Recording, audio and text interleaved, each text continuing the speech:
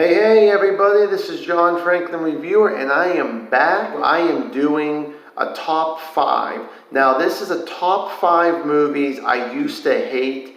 Now I actually like them. So let's just get right into it here, folks. So my number 5 is going to be Halloween 3 Season of the Witch. Now I'm not going to beat a dead horse. Everybody knows this in the horror community here, that this is the only one that has nothing to do with Michael Myers.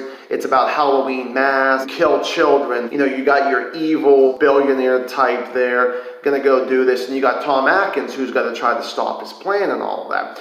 It took me a very long time, maybe about 10 years, maybe even longer, to really respect this movie. One time I was just like, you know what, I'd like to try to watch this movie one more time. So I don't know if the dots connected for me or whatever it was, but I really enjoyed this movie for what it was. I felt like I understood it a lot better. Okay, nothing with Michael Myers. I kind of got what John Carpenter was trying to do, something different. Especially the way Halloween 2 ended. You thought this series could go a different direction. Unfortunately, it never went that way at all. Tom Atkins is really good. Your villain's actually pretty interesting in all this there too. And I really have actually enjoyed this movie and respected a lot better than I have here, kind of thing. The only negative I'll really say about it is the way, not the final minute, but almost most of Act 3, once your villain tells your good guy what's going on, then all of a sudden it starts to feel like it slows down and drags. So number 4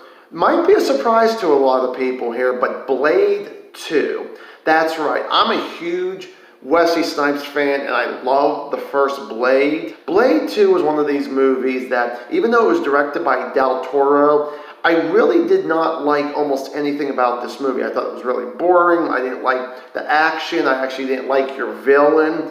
I guess I almost was expecting the second one to be a repeat of the first one with Deacon Frost and all that, and get someone almost as good as him.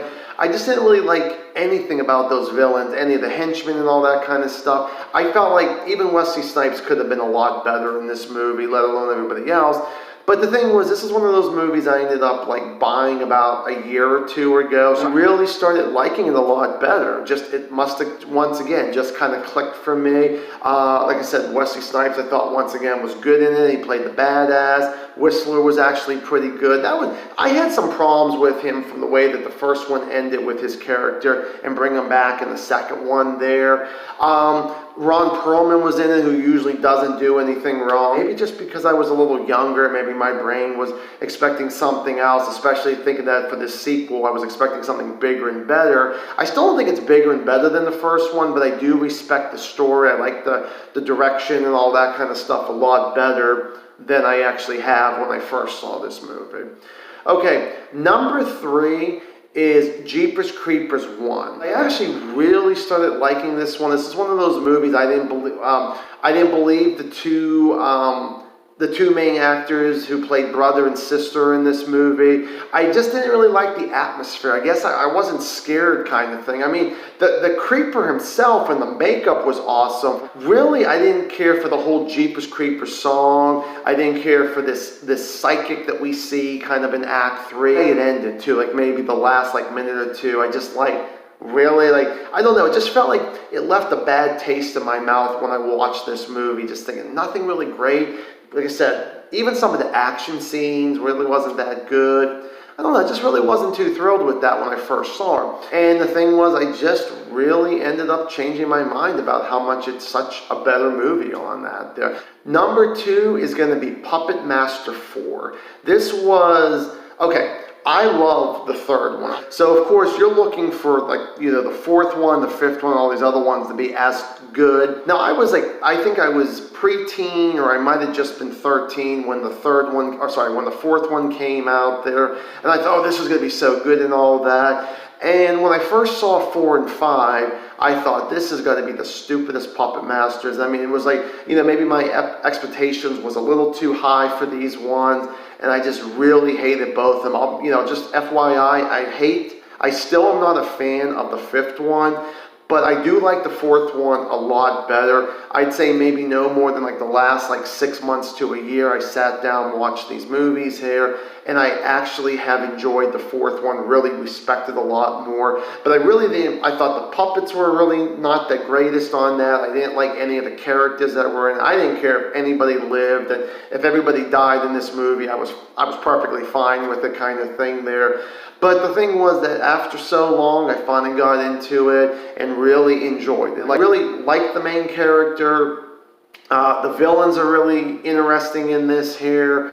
Everybody actually does a damn good job in this, and you really believe them for who they are. It's just one of those things that it took me a very long time to really respect Puppet Master 4. Okay, my number one, and I think this is a lot of people's favorite, and that is Hellraiser 3. This is Doug Bradley's favorite because you see him a lot in this one. I think the thing that I really respected about the first two Hellraisers was that you did not see your villain that much. You didn't see Pinhead, you didn't see the Cenobites and all that. In this one, I think the thing was that the way the second one ended, it could have been just those two, and they didn't even have to come up with another one and all that. The thing with the third one was I didn't like the new Cenobites they came up with. I didn't like actually seeing Pinhead so much on screen. It's just like all this time it's about the villain, it's not about anybody else and all of that. And I really didn't like a lot of the people. I mean, of course, a lot of them I just didn't believe their acting and all of that, included your main character Joey, who is your reporter, which ends up being the first of many of these Hellraiser movies where you get reporters or detectives in these movies and all of that there.